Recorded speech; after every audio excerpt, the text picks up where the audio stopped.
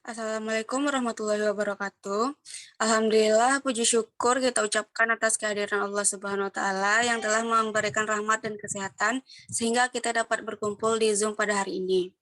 Salawat beriringkan salam kita kirimkan kepada Nabi Muhammad SAW yang telah membawa umatnya dari alam kebodohan sampai alam yang berilmu pengetahuan seperti yang dapat kita rasakan pada saat ini. Yang terhormat Ibu Maisri Lena, SPD MPD sebagai dosen pembimbing 1, dan Ibu Hana Sylvia Iraki, MPD sebagai dosen pembimbing 2. Seterusnya kepada seluruh teman-teman yang dapat hadir di Zoom pada hari ini.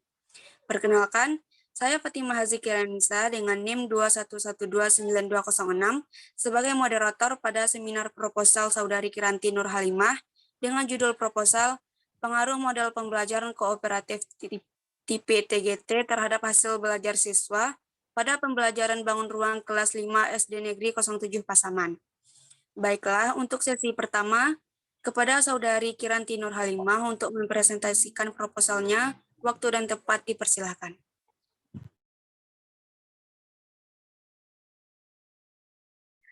Baik, Assalamualaikum warahmatullahi wabarakatuh. Perkenalkan, nama saya Kiranti Nur Halimah, NIM 211299234, akan mempresentasikan hasil proposal saya dengan judul Pengaruh Model Pembelajaran Kooperatif tipe TGT terhadap hasil belajar siswa pada pembelajaran bangun ruang di kelas 5 SD 07 Pasaman.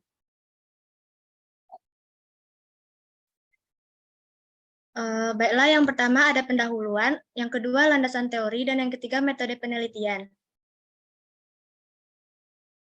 Pada bab 1 terdiri atas latar belakang, yang kedua identifikasi masalah, yang ketiga pembatasan masalah, yang keempat rumusan masalah, yang kelima asumsi penelitian, yang keenam tujuan penelitian, dan yang ketujuh manfaat penelitian.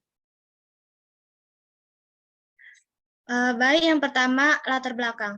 Menurut Susanto, pada tahun 2016, pada halaman 185, matematika ini adalah salah satu disiplin ilmu yang bisa menaikkan kemampuan berpikir dan berargumentasi, menyampaikan kontribusi dalam penyelesaian masalah sehari-hari dan dalam dunia kerja, serta memberikan dukungan pada pengembangan ilmu pengetahuan serta teknologi. Alasan pentingnya matematika diajarkan pada peserta didik yaitu, matematika selalu digunakan pada segi kehidupan manusia. Semua bidang studi memerlukan keterampilan matematika yang sesuai.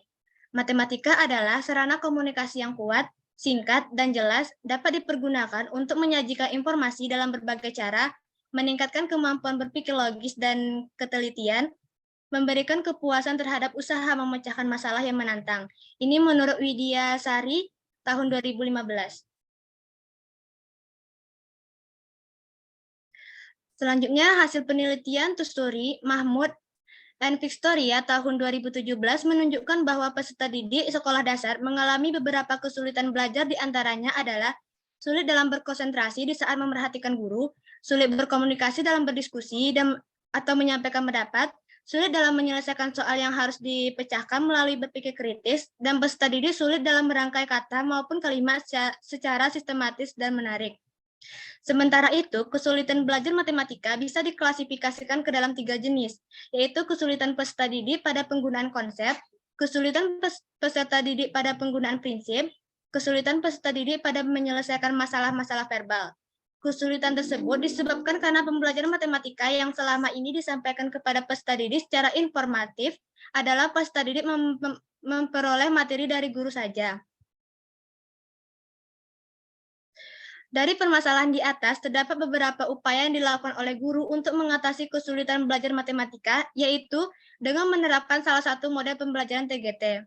TGT adalah mulanya dikembangkan oleh David De Vries dan Kate Edwards. Dalam TGT, para peserta didik dikelompokkan dalam tim belajar yang terdiri atas empat orang yang heterogen. Guru menyampaikan pelajaran, kemudian peserta didik belajar dalam tim mereka untuk memastikan bahwa semua anggota tim sudah menguasai pelajaran. Ini menurut Slavin tahun 2008. Permasalahan di atas dapat diatasi dengan memilih model pembelajaran kooperatif learning tipe TGT. Menurut Kurniasi tahun 2012, Teams Games Turnamen atau TGT adalah salah satu tipe atau metode pembelajaran kooperatif yang mudah diterapkan, melibatkan aktivitas semua peserta didik tanpa harus terdapat perbedaan status, melibatkan peran peserta didik menjadi tutor sebaya, dan mengandung unsur permainan.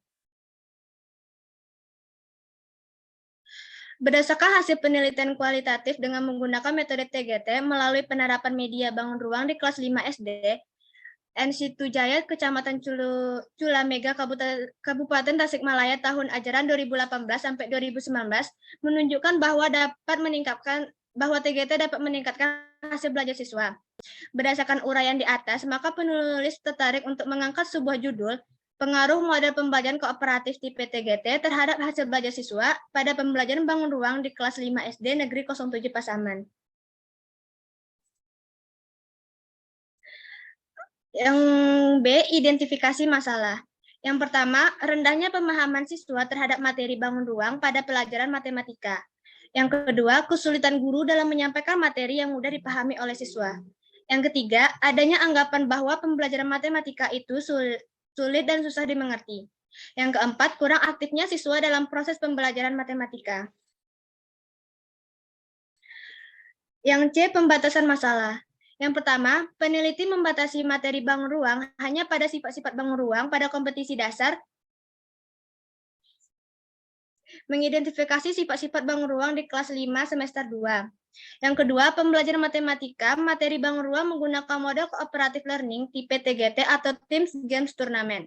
Yang ketiga, penilaian yang digunakan pada kompetisi pengetahuan adalah tes tertulis dan dalam bentuk pilihan ganda dan esai pada kompetisi spiritual, sikap, dan keterampilan menggunakan sistem observasi. Rumusan masalah. Berdasarkan identifikasi masalah dan batasan masalah yang ditemukan di atas, maka rumusan masalah penelitian ini adalah apakah terdapat pengaruh model pembelajaran kooperatif learning tipe TGT atau Teams Games Turnamen pada pembelajaran matematika, materi bangun ruang terhadap peningkatan hasil belajar siswa kelas 5 SD Negeri 07 Pasaman. Yang E, asumsi penelitian. Asumsi pada penelitian ini adalah menggunakan model cooperative learning tipe TGT atau Teams Games Turnamen akan mempengaruhi hasil belajar pembelajaran matematika siswa kelas 5 SD Negeri 07 Pasaman.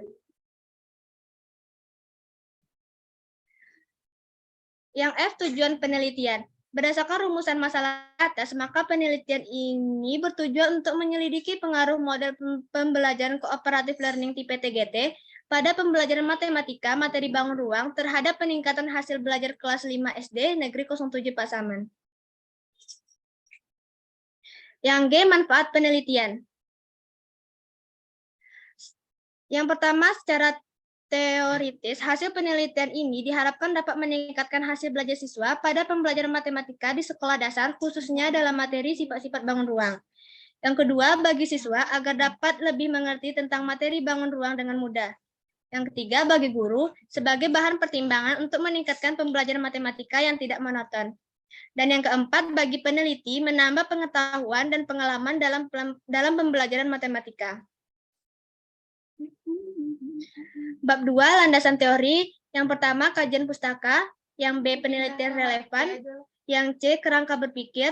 Yang D, hipotesis penelitian. Yang A, kajian pustaka. Terdapat yang pertama pembelajaran, yang kedua pembelajaran matematika, yang ketiga model pembelajaran kooperatif, yang keempat model pembelajaran kooperatif learning tipe TGT atau Teams Games Turnamen, yang kelima materi bangun ruang. Model pembelajaran kooperatif learning tipe TGT yang dibahas pada bab 2, yang pertama pengertian model pembelajaran kooperatif learning tipe TGT atau Teams Games Turnamen, yang kedua langkah-langkah model pembelajaran kooperatif learning tipe TGT atau Teams Games Turnamen, yang ketiga karakteristik model pembelajaran kooperatif learning tipe TGT atau Teams Games Turnamen, dan yang keempat kelebihan dan kekurangan model pembelajaran kooperatif learning tipe TGT atau Teams Games Turnamen.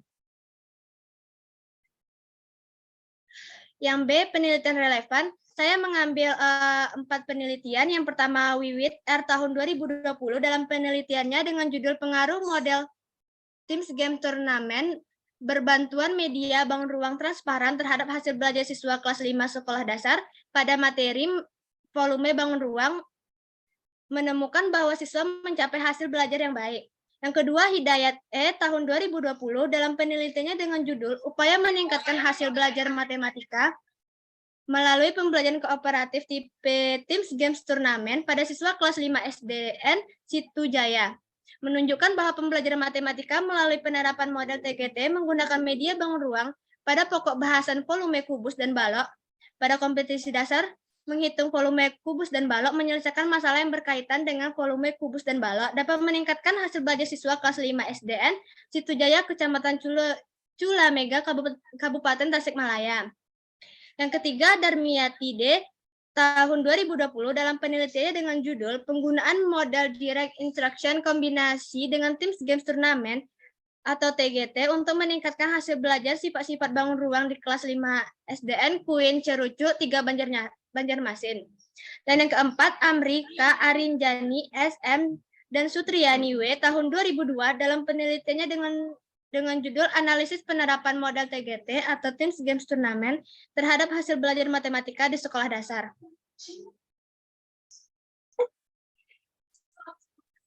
Yang C, hipotesis penelitian. Mengacu pada kerangka berpikir tersebut di muka, maka diajukan hipotesis sebagai berikut. Yang pertama, hipotesis nol atau HO, tidak terdapat pengaruh hasil belajar siswa pada materi bangun ruang antara yang dibelajarkan dengan model pembelajaran Teams Games Turnamen atau TGT. Yang kedua, hipotesis alternatif atau HA, terdapat perbedaan hasil belajar siswa pada materi bangun ruang antara dengan model pembelajaran Teams Games Turnamen atau TGT. Yang ketiga, kerangka berpikir. Teman-teman bisa melihatnya pada PPT saya. Bab 3, metode penelitian. Yang pertama, jenis penelitian. Yang kedua, populasi dan sampel. Yang ketiga, instrumen dan pengembangannya. Yang keempat, pengumpulan data. Dan yang kelima, teknik analisis data. Yang pertama, yang A, jenis penelitian. Penelitian ini merupakan jenis penelitian kuantitatif menurut Sugiono tahun 2012 pada halaman 34. Penelitian kuantitatif ini digunakan apabila peneliti ingin mengetahui pengaruh dan treatment tertentu terhadap suatu permasalahan. Jenis metode penelitian yang akan digunakan adalah penelitian eksperimen dengan desain eksperimen kuasi atau experimental design. Bentuk desain yang digunakan dalam penelitian ini yaitu post-test only control group design dengan paradigma menurut Sugiono tahun 2011 halaman 114.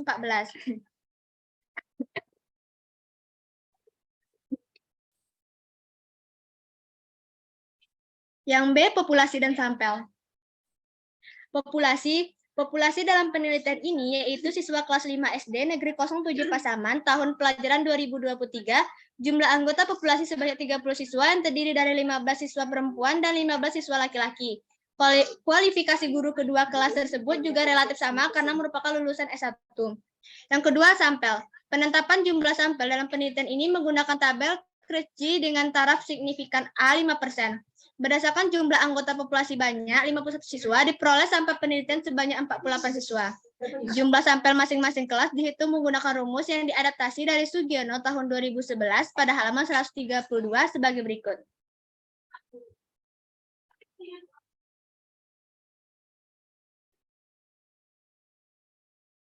Selanjutnya, instrumen dan pengembangannya. Saya menggunakan yang pertama lembah observasi dan yang kedua tes. Tes yang saya gunakan, yang pertama uji validitas butir soal, yaitu ada dua, validitas logis dan validitas empirik.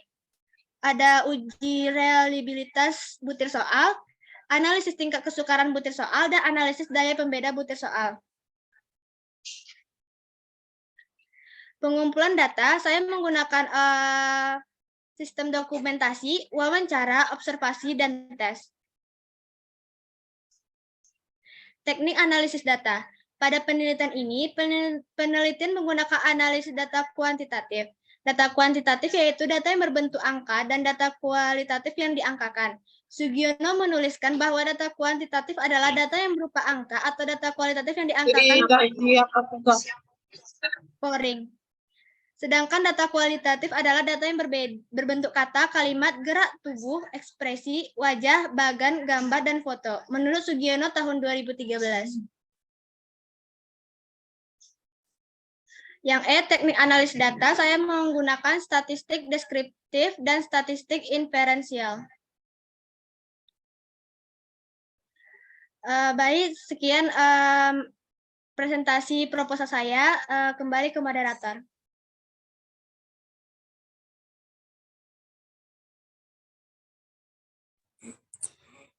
Baiklah, terima kasih kepada Saudari Kiranti Nurhalimah yang telah mempresentasikan proposalnya.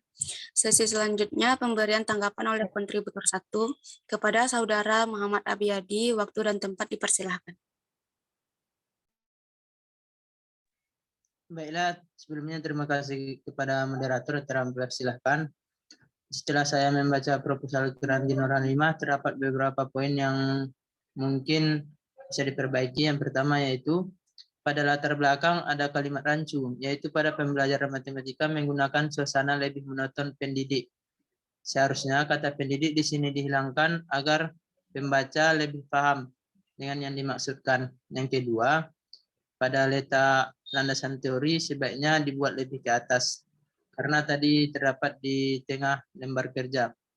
Yang ketiga, setelah landasan teori ada kalimat pembelajaran, di mana akan membingungkan pembaca, lebih baik itu dihilangkan. Nah, yang keempat, pada materi bangun ruang terdapat lembar kerja yang kosong atau berantakan, kurang rapi. Dan poin yang kelima, pada statistik deskriptif sebaiknya dirapikan lagi rata kiri dan kanannya. Dan yang keenam, sebaiknya pengambilan sumber diperhatikan lagi karena ada beberapa sumber yang sudah melewati batas menurut saya. Yalah, mungkin sekian yang dapat saya sampaikan. Terima kasih, saya kembalikan kepada moderator. Terima kasih kepada kontributor 1 atas tanggapannya. Sesi selanjutnya pemberian tanggapan oleh kontributor 2 kepada Saudari Fuji Amanda. Waktu dan tempat dipersilahkan. Baik, terima kasih sebelumnya moderator. Saya sudah membaca proposal dari Saudari Kiranti Nurhalimah dan ada beberapa poin yang bisa diperbaiki. Yang pertama saya akan mulai pada cover. Nah, pada cover sebaiknya ditulis Departemen Pendidikan Guru Sekolah Dasar karena saat ini PGSD sudah menjadi departemen. Kemudian yang kedua yaitu pada proposal Kiranti Nurhalimah belum terdapat halaman di setiap lembarnya, yang mana nomor halaman ini seharusnya terletak pada sebelah kanan atas. Kemudian yang ketiga, pada proposal Kiranti Nurhalimah sudah menggunakan tulisan Time New Roman dengan ukuran font 12. Namun pada proposal Kiranti Nurhalimah terdapat beberapa gambar yang ditempel. Nah, gambar tersebut berisi rumus dan keterangannya. Sebaiknya rumus dan keterangan tersebut diketik ulang dan tidak hanya ditempel karena gaya penulisan dan ukuran font pada gambar tersebut berbeda dengan panduan penulisan skripsi. Kemudian yang keempat yaitu pada proposal Kiranti Nurhalimah terdapat pula beberapa paragraf yang belum rapi. Mungkin setelah ini bisa diperbaiki. Kemudian yang kelima yaitu saat penulisan kutipan langsung sebaiknya tidak menggunakan tanda titik 2. Kemudian yang keenam yaitu penulisan daftar pustaka pada proposal Kiranti Nurhalimah sudah sesuai dengan panduan skripsi, yaitu mengikuti urutan nama pengarang, tahun terbit, dan judul buku, tempat penerbit, dan nama penerbit. Kemudian yang terakhir yaitu sebaiknya referensi yang digunakan pada proposal Kiranti Nurhalimah, yaitu menggunakan referensi 5 tahun sebelumnya dari tahun pembuatan proposal. Baiklah, sekian tanggapan saya mengenai proposal dari Saudari Kiranti Nurhalimah. Saya kembalikan kepada moderator. Baiklah, terima kasih kepada kontributor 2 atas tanggapannya. Dengan berakhirnya pemberian tanggapan oleh kontributor 2, maka berakhir pula seminar proposal Saudari Kiranti Nurhalimah. Saya sebagai moderator mengucapkan terima kasih atas perhatian Ibu dan teman-teman. Mohon maaf apabila ada kesalahan yang disengaja atau yang tidak disengaja. Saya akhiri dengan wassalamualaikum warahmatullahi wabarakatuh.